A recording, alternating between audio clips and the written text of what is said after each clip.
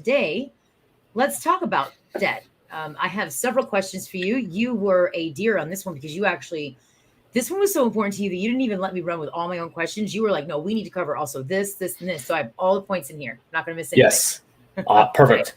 Perfect. All right. Well, let's start with this. What is your approach to getting out of debt? My approach to getting out of debt that I recommend to people, and as a reference here, this is the advice I give generally to anybody I talk to who's asking me about finance, budgeting, debt, all this kind of stuff. This is the general advice.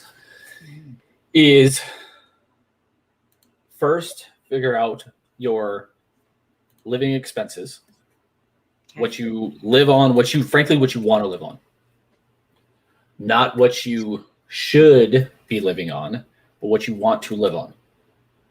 That's an important point. The reason I word it like that is because most people say cut. Right. I didn't see that coming. That's unconventional. Yes.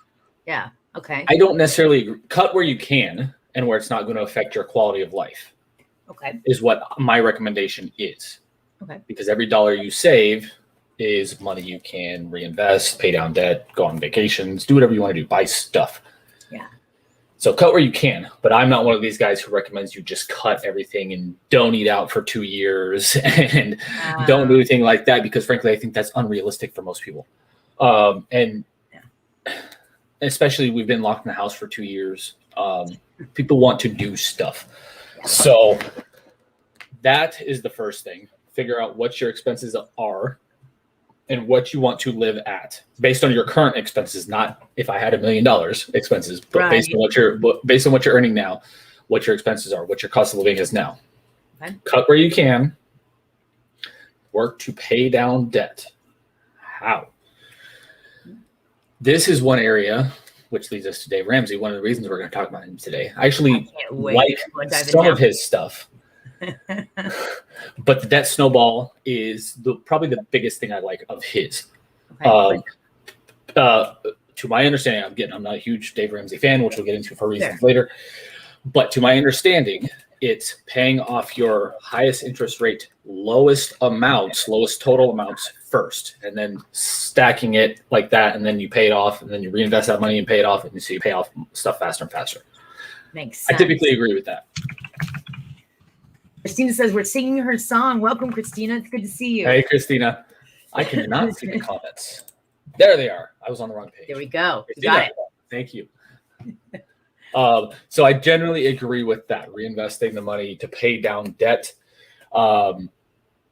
The reason you should pay off high interest rate debt first is, let's take a credit card. Typically, interest rates for credit cards are 15 to say 25%, depending on your credit score and missed payments and stuff like that. Okay. I look at this from a pure investment perspective. If you pay off, let's say you have 10 grand worth of debt and you're able to pay that off, and the interest rate is 20% for nice, even round numbers. 20%. If you pay it off, you're immediately getting a 20% return, because you end up not paying that 20% every month that accrues in interest. Okay. So that's the main reason I talk to anybody that I talk about. Christina can actually attest to this, because we've had a conversation about this, is paying off debt before you invest. That's one of the reasons we're actually having this conversation. Very nice. All right. That makes sense. So when you say that people should figure out what they want to live on, not what they should be living on, but follow-up question there is, do they at some point have to also figure out what they should be living on? I mean, how do they differentiate that? Yes. So when I say don't cut things that are going to affect your life, I mean like really going to affect your life. Okay. Instead of going out 3-4 times a week, maybe you go out to eat dinner once or twice a month. Okay. So what I'm saying, I'm not saying to live a completely, what's the word I'm looking for? Not stoic, but minimalist life where you do nothing and you don't have anything in your house and you never leave the house. And I don't, frankly, again, I don't think that's reasonable for most people. Yeah. So cut where you can.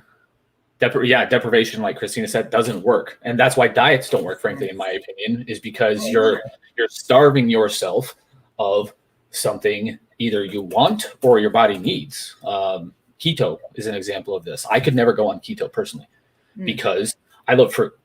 I could never do it. Right. Because I love fruit. Yeah. I eat a ton of fruit. Meats, fruits are my two things that I eat most. So I couldn't. Are do they the in your keto budget? diet. Is the question. They Do are you in my need budget. meats and fruits that are in your budget? Okay. Yes. Very So cool. that's an example, and great pun by Christina. Yeah.